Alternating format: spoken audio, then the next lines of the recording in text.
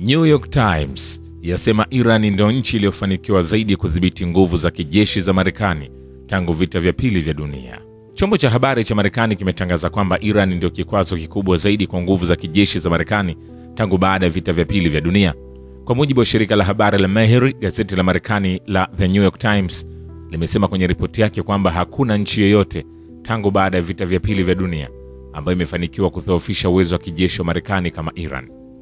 Kwa mujibu wa ripoti hiyo, Jamhuri ya Kiislamu ya Iran imefanikiwa kutoa changamoto kwa uwezo wa kijeshi na ushawishi wa Marekani katika eneo la magharibi mwa Asia na dunia katika zama za baada ya vita vya pili vya dunia, na imefanikiwa zaidi katika suala hili kuliko nchi zingine. Vilevile jarida la Marekani limesema Iran inapata ushindi katika vita vya Marekani na Israeli.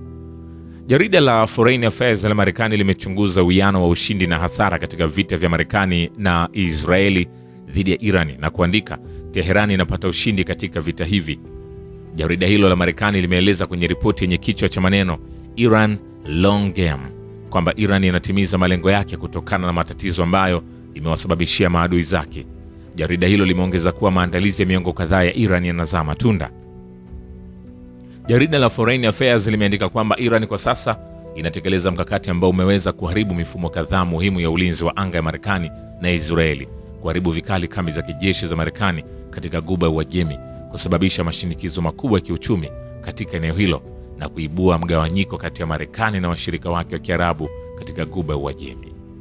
Kwa mujibu wa jarida hilo, Iran imesababisha matatizo makubwa ya kiuchumi na kisiasa kwa maadui zake na pia inashikilia mpini katika ngazi ya kimkakati.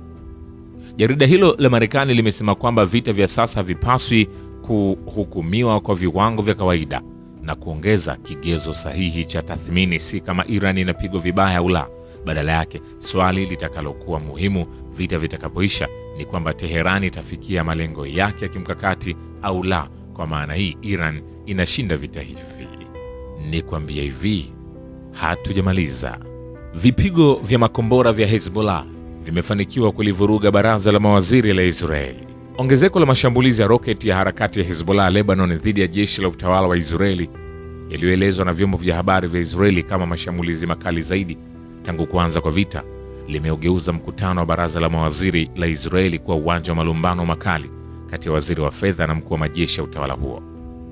Ripoti zinasema kituo cha matangazo cha serikali ya Israeli cha channel ya 12 kilikiri Alhamisi kwamba mashambulizi ya hivi karibuni ya roketi kutoka Lebanon yalikuwa miongoni mwa mashambulizi makali zaidi yaliyofanywa na Hezbollah tangu kuanza kwa vita. Wakati huo huo, mkutano wa baraza la mawaziri la Israeli umegeuka kuwa vita vya maneno kati ya waziri wa fedha Bezalel Smotrich na mkuu wa majeshi ya Israeli IDF Eyal Zamir. Migogoro hii ndani ya utawala huo wa Israeli imetokea saa chache baada ya Eyal Zamir kuonya katika mkutano huo huo kwamba ikiwa mgogoro wa nguvu kazi hautatatuliwa, jeshi la Israeli litasambaratika kwa ndani. Siku chache zilizopita, harakati ya mukawama wa Kiislamu ya Hezbollah nchini Lebanon iliweka rekodi mpya baada ya kutekeleza operesheni 61 dhidi ya ngome za utawala wa Kizayuni wa Israeli katika siku moja. Wapiganaji shupavu wa Hezbollah nchini Lebanon wametekeleza operesheni 63 katika duru yao ya hivi karibuni ya mapambano dhidi ya adui wa Israeli katika vita iliyopewa jina la Al-Asf al-Makul, ambapo operesheni 61 kati ya hizo zilitekelezwa siku ya Jumapili pekee. Harakati ya Hezbollah imetangaza kuwa ni jukumu lake la kisheria na la kimaadili kulinda ardhi na wananchi wa Lebanon, hususan wakati ambapo adui wa Kizayuni ameendelea kutenda ukatili na kuvuka mipaka na mistari miekundu. Taarifa hiyo imeeleza kuwa Hezbollah inalenga tu ngome za kijeshi, tofauti na adui Mwisraeli ambaye anashambulia na kuua raia wa kawaida. Ni kwambia hivi, hatujamaliza.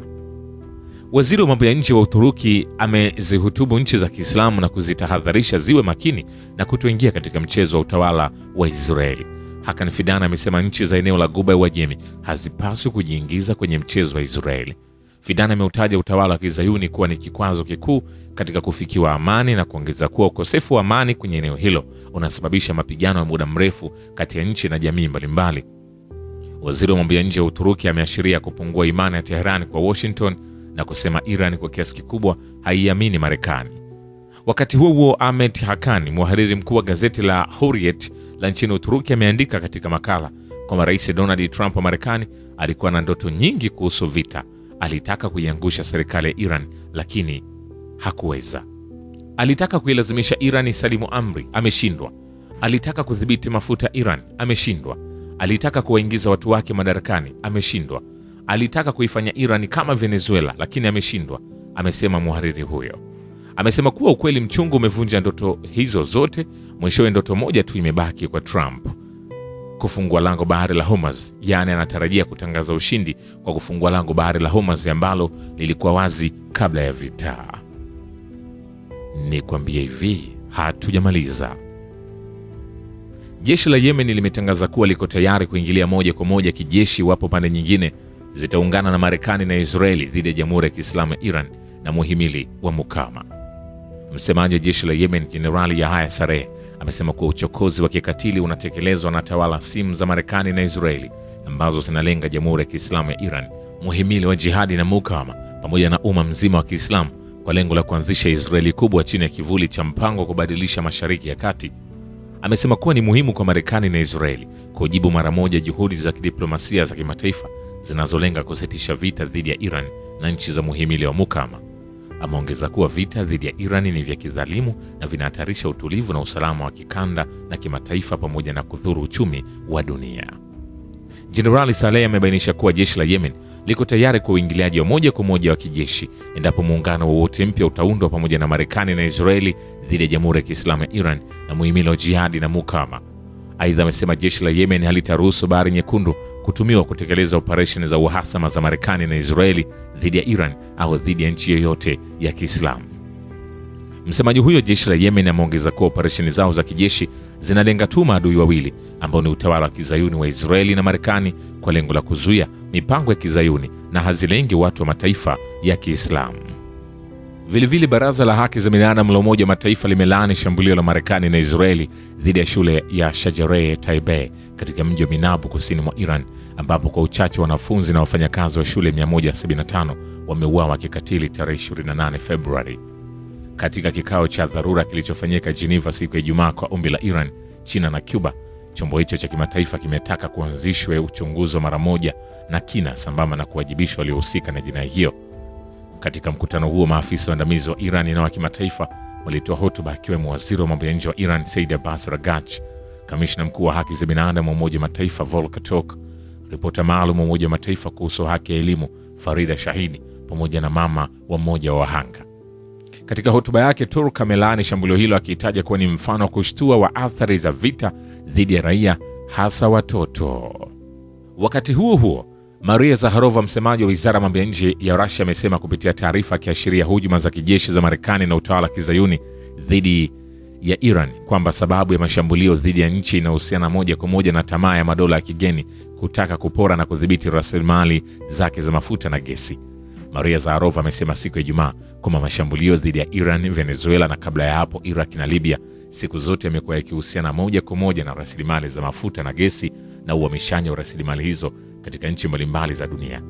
Zakharova ameongeza, rasilimali za nishati ndio sababu kuu ya kuibuka mivutano na migogoro ya kimataifa katika maeneo haya.